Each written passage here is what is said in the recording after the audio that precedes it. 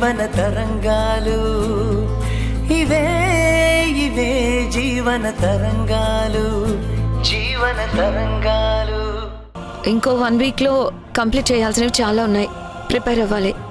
వెళ్ళొస్తాను. ఆగు.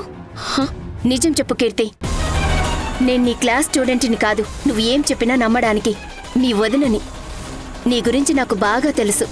అబద్ధం చెప్పి తప్పించుకోవాలని చూడకు. నిజం చెప్పు, ఎవరినైనా లవ్ చేశావా? నాతో షేర్ చేసుకో, పర్వాలేదు. నేనెవరికి చెప్పను. నాకు ప్రేమించే ఓపిక తీరిక రెండూ లేవొదినా. Past is past. అయినా నా పెళ్లి గురించి నువ్వు ఎక్కువగా ఆలోచించుకో. నాకు ఇప్పట్లో పెళ్లి చేసుకునే ఉద్దేశమే లేదు. నేను అమ్మకి తోడుగా ఉండాలనుకుంటున్నాను. బాయ్ వదినా, వెళ్ళొస్తాను.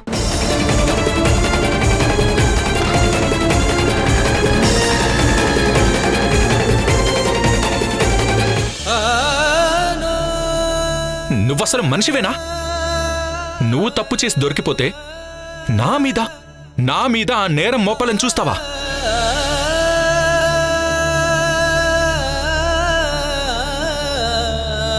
ఇక ఈ బాక్స్తో పనిలేదు ధరణి. లోపలికి తీసుకెళ్ళు. ఎందుకు? మా అందరికీ ఘనకీర్తి తెచ్చే పని చేయడానికి వెళ్తున్నారు కదా, తీసుకెళ్ళండి. ఇవాళ నుంచి మిమ్మల్ని ఇబ్బంది పెట్టే పని చేయట్లేదు. ఇంకో కొత్త పని వెతుక్కోవాలి. ఎన్ని రోజులకు ఆ దేవుడు నా మీద దయ చూపించి మీ బుద్ధి మారేలా చేశాడు? మీరు మారానని చెప్పినప్పటి నుంచి చేసిన మంచి పని ఏదైనా ఉందంటే అది ఆ వాచ్మెన్ పని మానేశానని చెప్పడమే. ఇప్పటికైనా మేం పడుతున్న ఆవేదనేంటో అర్థం చేసుకున్నారని అనుకుంటున్నాను. ఇక ముందు కూడా ఇలాగే ఉంటే ఇంటిలిపాది సంతోషిస్తారు. మనం సంతోషంగా ఉండడమే కాదత్తయ్యా, దేవికా అత్తయ్య వాళ్ళు కూడా హ్యాపీగా ఉంటారు. మావయ్య, ఇప్పుడు మీరు పెద్దరికంగా మీ స్థాయికి తగ్గట్టుగా ఒక మంచి నిర్ణయం తీసుకున్నట్టుగా నాకు అనిపిస్తుంది మావయ్య. ఇప్పట్నుంచి మీ దగ్గర నాకున్న గౌరవం మరింత పెరుగుతుంది మావయ్య. చూసారా, అందరికీ నచ్చే పనులు చేస్తే ఇంట్లో వాళ్ళిచ్చే గౌరవం ఇలా ఉంటుంది. ఇది డబ్బులతో కొంటే రాదు. మంచి పనులు, ఎవరి మనసును నొప్పించని పనులు చేస్తేనే వస్తుంది. ఏంటమ్మా నాన్న మీద పొగడ్తల వర్షం కురిపిస్తున్నావు? మావయ్య గారు వాచ్మెన్ జాబ్ మానేశారండి. ఈయన జాబ్ మానేయడం కాదు, అక్కడేదో చేయకూడని పని చేసి ఉంటాడు. పిన్ని వాళ్ళే నీకో దండం, నీ పనికో దండం అని చెప్పి మెడబట్టి బయటికి గెంటేసి ఇక జన్మలో ఇంటి ముఖం చూడకూడదని వార్నింగ్ ఇచ్చి మరీ పంపించుంటారు.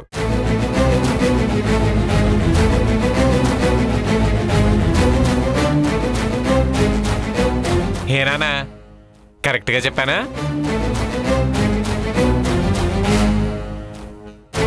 మాట్లాడండి పితామహా. నీ తండ్రి ఏం చెప్తాడ్రా? నన్ను అడుగు. ఈ మహానుభావుడు ఏం చేశాడో నేను చెప్తాను.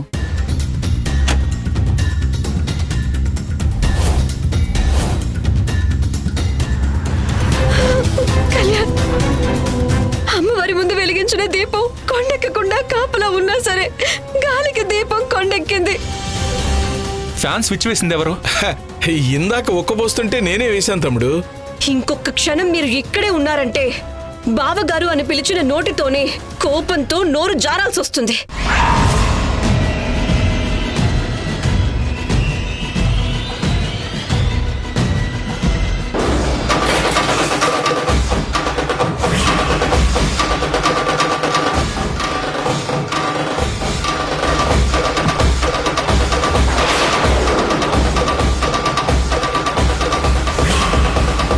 మీరు మార్రా?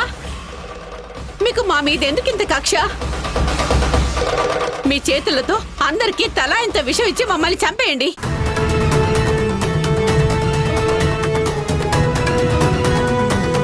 ఎందుకు మమ్మల్ని ఇలా ఇన్స్టాల్మెంట్ లో మా పరువు ఇంట్లోనూ బజార్లోనూ తీసి చంపుతున్నారు? ఈ ఇంటికి మీరు పెద్ద మనిషో లేదంటే పగపట్టిన శత్రువో అర్థం కావట్లేదు.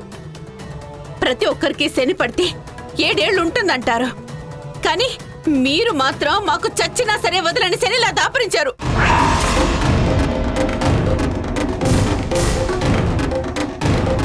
ఎందుకు మమ్మల్ని ప్రశాంతంగా బ్రతకనియడం లేదు?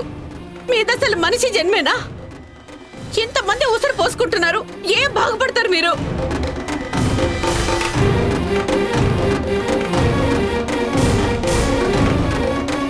ఎన్నిసార్లు పరువు పోయే పని చెయ్యొద్దు అని బాధపడి మొత్తుకుంటున్నా సరే వినిపించుకోరా మీరు? మీలో కొంచెమైనా రోషం, పౌరుషం, అభిమానం, మనసాక్షి అంటూ ఏమీ లేవా? తప్పదమ్మా, అందరూ ఏ జన్మలో ఏ పాపం చేసుకున్నామో ఈ జన్మలో ఈయన గారు చేసే పనికిమాల పనులకి మనమందరం బలవాల్సి వస్తుంది. ఛ! ఈయన గారు ఒక టార్గెట్ పెట్టుకున్న సైకోలా కనిపిస్తున్నారమ్మా.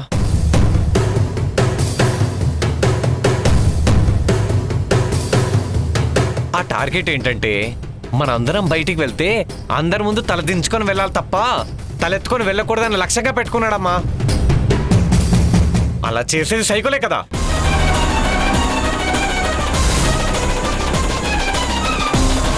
తను అనుకుంది చేసే వరకు ఎవరు ఏం చెప్పినా వినరు.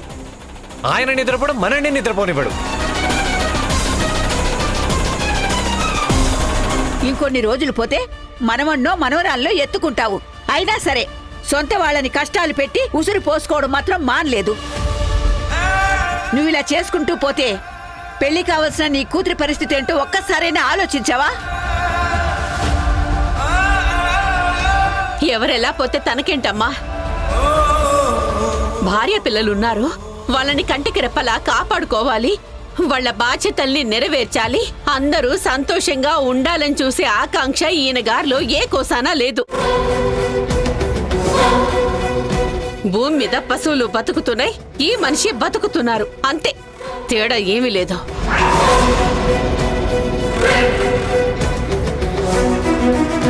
ఇలా చేస్తూ పోతుంటే రేపు నాకు పుట్టబోయే పిల్లలకి మీరే వాళ్ళ తాతయ్య అని ఎలా పరిచయం చేయమంటారు మావయ్య?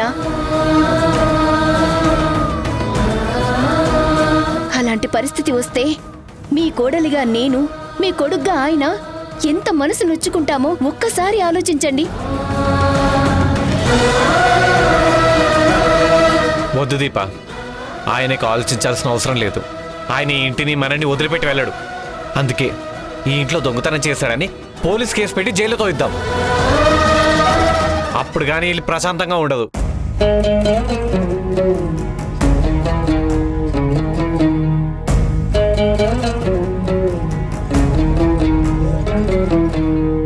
కొన్ని జీవితాలు పక్క వాళ్ళని ఏడిపించడానికే ఉంటాయి. ఇలాంటి మనుషున్న ఇంట్లో ఉండడం కన్నా దేవిక వాళ్ళ ఇంట్లో ఉండి దేవికని జాగ్రత్తగా చూసుకోవడం మంచిది. ఈయన గారు చేసిన పనికి బిడ్డ కుదేలైపోయింది. పాపం ఎంతగా రోధిస్తుందో ఏంటో. దాన్ని తలుచుకుని ఇంకా ఇక్కడే ఉండలేను. నేను వెళుతున్నాను ధరణి. ఉసురేమో ఇరిసేసింది కరుసైన కాలమిలా, ఎగురేసిన జీవితమంతా చిరిమేసెను చీకటిలా, బాధ నీరు కూడా భాష లేక గొంతు మూగబోయనా, పొగిలినంతలోన పొంత నిండలేని నిండు వేదనా, చేరదీయబోతే సాయమేమో యతి నీడ చేర్చనా, నేరమెవ్వరిదో దారి తప్పి నిన్ను చుట్టి వేసనా. ప్రియమైన ఈటీవీ ప్రేక్షకులకి నమస్కారం. మన జీవన తరంగాలు సీరియల్ని ఆదరిస్తున్న ప్రేక్షకులకు మాతో కలిసి నటించే అద్భుతమైన అవకాశాన్ని ఈటీవీ కల్పిస్తోంది. మీరు చేయవలసిందల్లా మన జీవన తరంగాలు సీరియల్ టెలికాస్ట్ అవుతున్నప్పుడు టీవీ ముందు సెల్ఫీ గానీ ఫోటో గానీ తీసుకుని మీ పేరు, ఊరు పేరు రాసి స్క్రీన్ మీద డిస్ప్లే అవుతున్న నంబర్కి వాట్సాప్ చేయడమే. సెలెక్ట్ అయిన ప్రేక్షకులకి ఈ అవకాశం వర్తిస్తుంది.